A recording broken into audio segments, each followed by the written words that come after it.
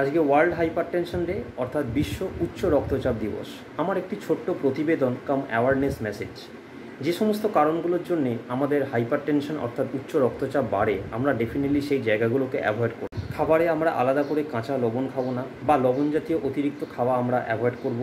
Packet জাতীয় দ্রব্য বা যেগুলো চাল ভাজা, চিড়ে ভাজা, কেক, পেস্ট্রি যেগুলো আলাদা করে প্যাকেটে পাওয়া যায়, তার প্যাকেটের পিছন দিকে সোডিয়াম কন্টেন্ট কতটা রয়েছে সেটা দেখে নিয়ে আমরা ডেফিনেটলি খাবো। আমাদের যদি ওবেসিটি থাকে বা অতিরিক্ত ওজন থাকে সেগুলো আমরা নিয়ন্ত্রণ করব। অতিরিক্ত স্ট্রেস, অনিদ্রা এগুলোকে আমরা নিয়ন্ত্রণ করব।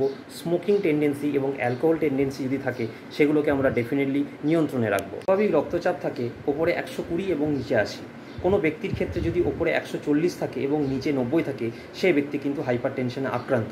তেমনই কোনো ব্যক্তির যদি ওপরে 135 বা 36 থাকে, নিচে 86, 87 বা 88 থাকে, তাকে কিন্তু হাইপার টেনশনের রোগী বলা যায় না, কিন্তু অবশ্যই তিনি প্রি হাইপারটেনসিভ কন্ডিশনে আক্রান্ত। হাইপার টেনশনকে আপনি যদি অ্যাভয়েড করেন তাহলে সেক্ষেত্রে আপনার stroke, cardiovascular accident, chronic kidney disease এবং আপনার পুরোপুরি ভিশন লস পর্যন্ত হতে পারে। তবে হাইপার টেনশনকে নিয়ে অযথা টেনশন না করে আপনারা সচেতন হন, সঠিকভাবে আপনাদের ব্লাড প্রেশারকে মনিটর করুন, সেটাকে কন্ট্রোল করুন এবং সবাই মিলে এই পৃথিবীতে ভালোভাবে বেঁচে থাকার জন্যে অঙ্গীকারবদ্ধ হন। আসুন আমরা সবাই মিলে এই ব্লাড প্রেশারকে কন্ট্রোল করি। ধন্যবাদ।